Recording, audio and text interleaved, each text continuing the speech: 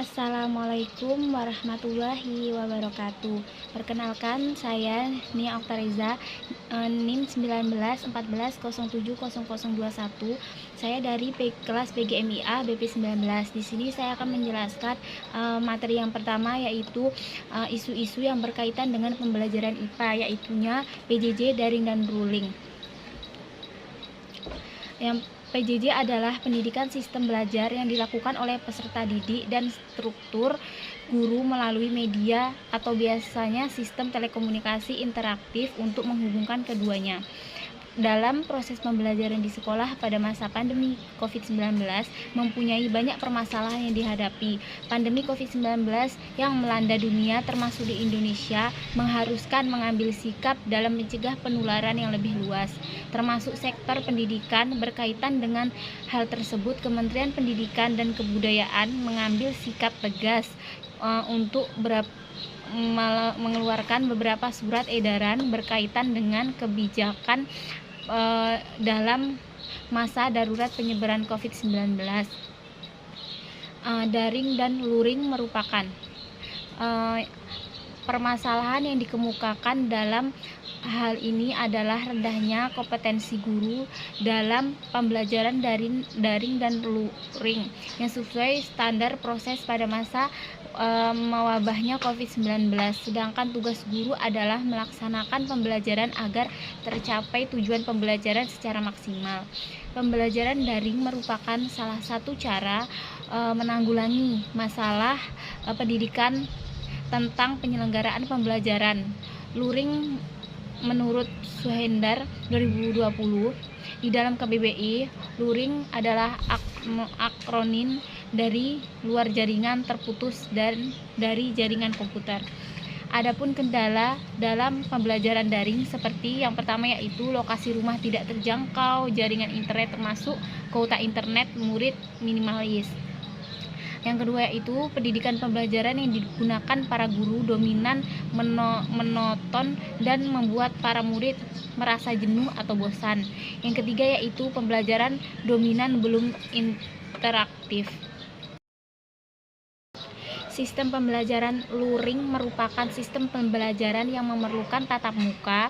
Menurut KBBI Kemendikbud, luring adalah akronim dari luar jaringan terputus dari jenjang komputer, misalnya saat siswa dan mahasiswa belajar melalui buku pegangan siswa atau mahasiswa dan tenaga pengajar. Selanjutnya yang kedua yaitu keterangan abad 21. Pemahaman guru mengenai keterangan pembelajaran abad 21 menjadi lebih baik berdasarkan hasil evaluasi angket yang diberikan kepada peserta. Dengan demikian dapat disimpulkan bahwa kegiatan PKM dapat mengoptimalkan pengetahuan guru di MTS. Masaratul Mutaklimin. Keterangan abad 21 terdiri dari keterangan communication, collaboration, critical thinking and problem solving, serta kreatif and inovatif. Keterangan ini perlu diimplementasikan guru dalam proses pembelajaran agar kualitas pembelajaran meningkat. Terbatasnya pengetahuan guru terhadap keterangan pembelajaran abad 21 menjadi kendala pelaksanaan di dalam kelas. Oleh karena itu, perlu upaya pengenalan keterampilan pembelajaran abad 21 ini kepada guru agar dapat diimplementasikan dengan baik di kelas. Kegiatan pengabdian masyarakat ini dilaksanakan untuk di Madrasah Sanawiyah. Kegiatan ini bertujuan untuk mengoptimalkan pemahaman guru terhadap keterampilan pembelajaran abad 21 dan cara mengimplementasikan dalam proses pembelajaran pengabdian yang dilakukan melalui sosialisasi, penyampaian materi, kemudian dilakukan evaluasi di akhir kegiatan yang terdiri dari 3 tahapan, tahap awal, tahap inti, dan tahap akhir. Berdasarkan hasil angket di akhir kegiatan diperoleh data 78,13% guru memahami cara penyampaian materi, 78,13% guru dapat memahami materi dengan baik. 82,29% guru memahami respon terhadap manfaat kegiatan, dan 81,25% guru dapat mengembangkan proses pembelajaran abad 21 di kelas. Materi yang ketiga yaitu isu literasi sains, matematika, dan bahasa. Literasi matematika adalah kemampuan mahasiswa untuk merumuskan, menggunakan, dan menginterpretasikan matematika dalam berbagai konteks.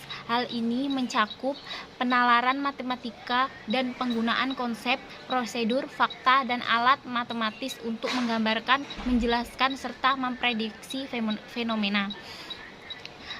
Literasi sains. Definisi literasi sains yang pertama itu kemampuan untuk menggunakan pengetahuan sains, mengidentifikasi pernyataan, menarik kesimpulan dalam rangka memahami serta membuat keputusan yang berkenaan dengan alam. Seseorang disebut literasi terhadap sains jika memiliki kompetensi yang pertama yaitu menjelaskan fenomena sains, yang kedua yaitu mengevaluasi dan mendesain pengetahuan dan keterangan sains secara mandiri, yang ketiga yaitu mengimplementasi data dan bukti sains. Literasi adalah istilah umum untuk merujuk kepada seperangkat kemampuan dan keterampilan individu dalam membaca, menulis, berbicara, menghitung, dan memecahkan masalah dalam tingkat keahlian tertentu yang diperlukan dalam kehidupan sehari-hari, sehingga literasi tidak bisa dilepaskan dari kemampuan berbahasa. Literasi bahasa. Bahasa dan sastra Indonesia adalah sebuah disiplin ilmu tergolong dalam ilmu-ilmu filsafat karena bercorak pemikiran, logika, sistematika, etika, dan estetika, termasuk pula dalam sosial humaniora karena bahasa sebagai sarana bersosialisasi dalam fungsi komunikasi, dan sastra mengacu pada nilai-nilai estetika dan kemanusiaan. Apabila estetika dan kemanusiaan berkaitan dengan sebuah jenis pekerjaan yang diperlukan sebagai revolusi literasi yang terkait dengannya, yaitu melalui transdisiplin memasuki era postmodern dan kebangkitan teknologi informasi yang diperlukan kecakapan dan kreativitas tinggi untuk memanfaatkannya. Yang keempat yaitu PISA. PISA merupakan salah satu studi yang mengukir tingkat literasi sains peserta didik level internasional.